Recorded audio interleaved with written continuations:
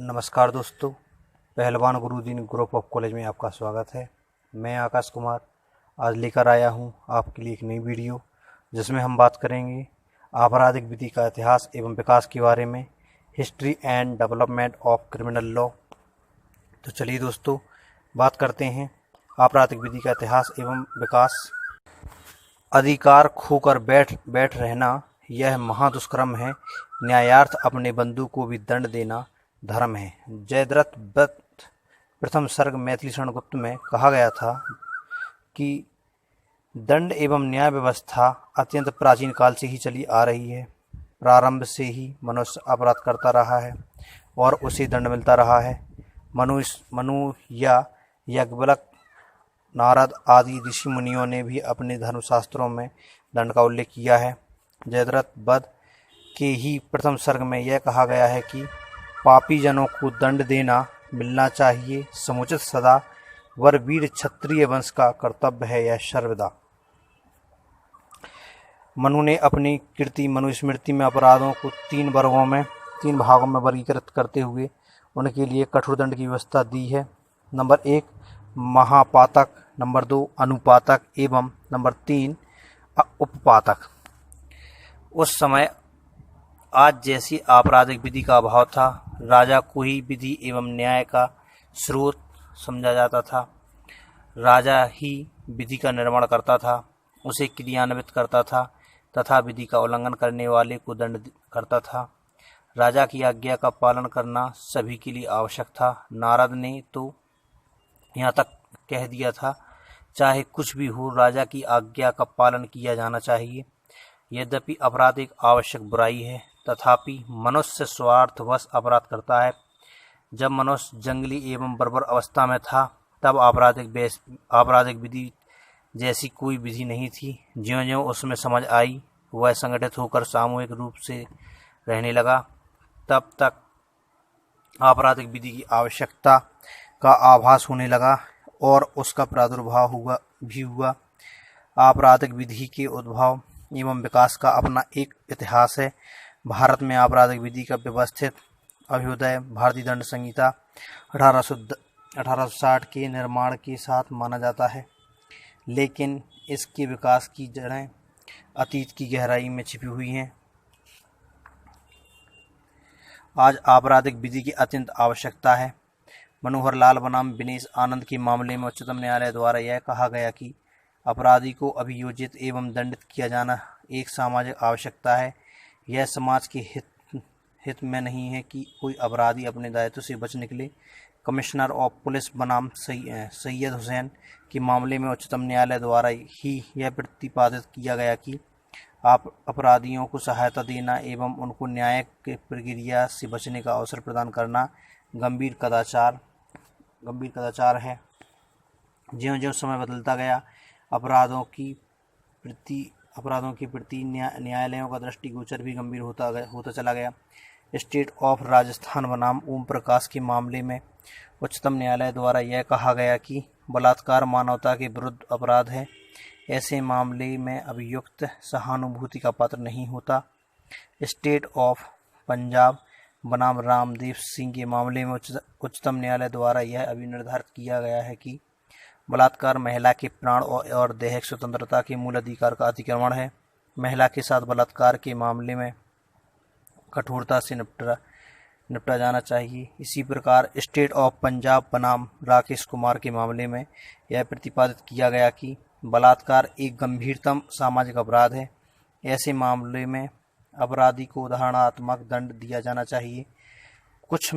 कुल मिलाकर अभिप्राय यह है कि समय के साथ अपराधों के प्रति न्यायालयों का रुख कठोरतम होता चला गया। दंड की व्यवस्थाएं अतीत में भी रही हैं, लेकिन उसका स्वरूप भिन्न भिन्न रहा है। दंड कभी उदार रहा है तो कभी कठोर। यहाँ हम आपराधिक विधि अर्थात दांडिक विधि के इतिहास एवं विकास का संक्षेप में अध्ययन करेंगे। इतिहास एवं विकास, जैसा कि ऊपर देख चुके हैं, दांडिक विधि का इतिहास अत्यंत पुराना है। ऐसा माना जाता है कि वर्तमान आपराधिक विधि व्यवस्था के बीच मनु के समय अंकुरित हुए हैं। प्रोफेसर फूलर की मत यह है कि दांडिक विधि का उद्भव लोक आचारों अथवा लोक नीतियों के मणिभीकरण से हुआ है। जब रूढ़ियाँ विकसित हुई तो कालांतर में उन्होंने नीति शास्त्र का स्वरूप ग्रहण कर लिया, और जब इनके विरुद्ध काम किया जाने लगा तो उन पर सामाजिक प्रतिक्रिया होने लगी। ऐसे कार्यों के निवारण के लिए ही दंडात्मक शास्ति युक्त दंड विधि का निर्माण किया गया। प्रोफेसर सोरोकिन का कहना है कि दंड विधि का उद्भव विभिन्न वर्गों के बीच परस्पर विरोधी हितों के संघर्ष के परिणाम स्वरूप हुआ है। सदरलैंड एवं क्रेसी के अनुसार दांडिक विधि का उद्भव एकीकृत समाज की न्यायानुरूपी प्रक्रियाओं के द्वारा हुआ है। बेबीलोनियन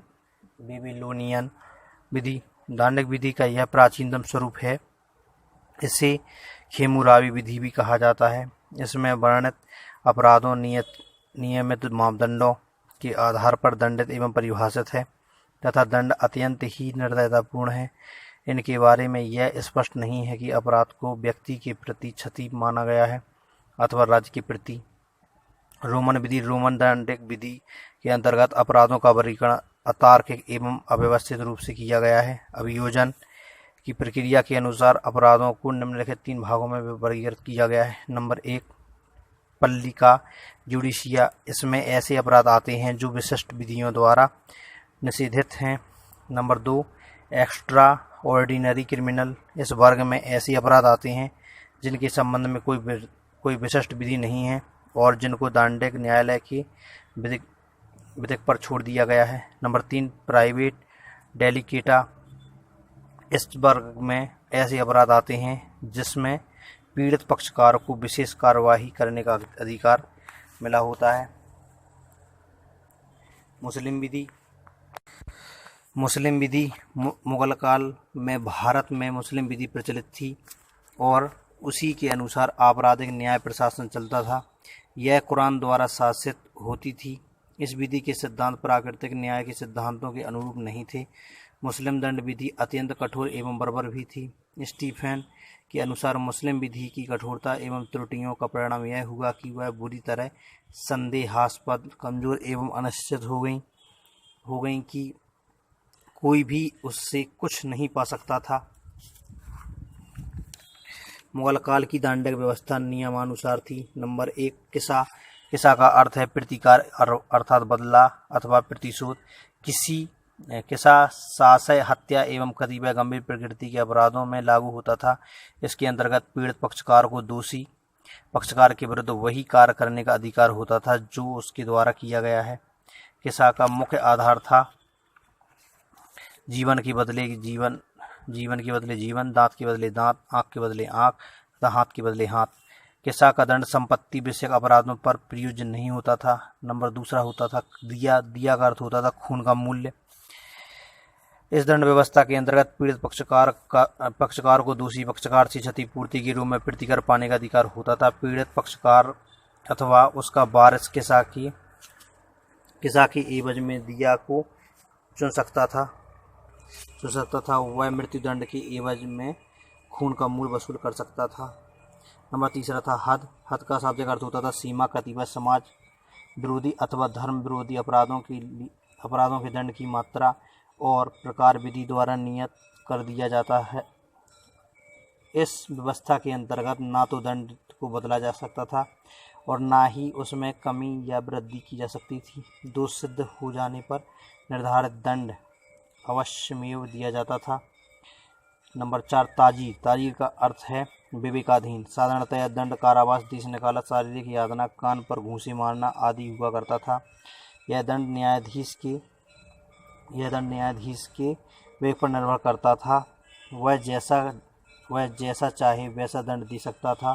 सामान्यतः गाली गलौज करने, अभद्र शब्दों का प्रयोग करने, जालसाजी करने, पशुगमन या गुथा मैथुन करने, लोक शांति भंग करने, संपत्ति विषयक अपराध कारित करने, शिष्टता, नैतिकता एवं धर्म के विरुद्ध कारित अपराधों में यह दंड दिया जाता था।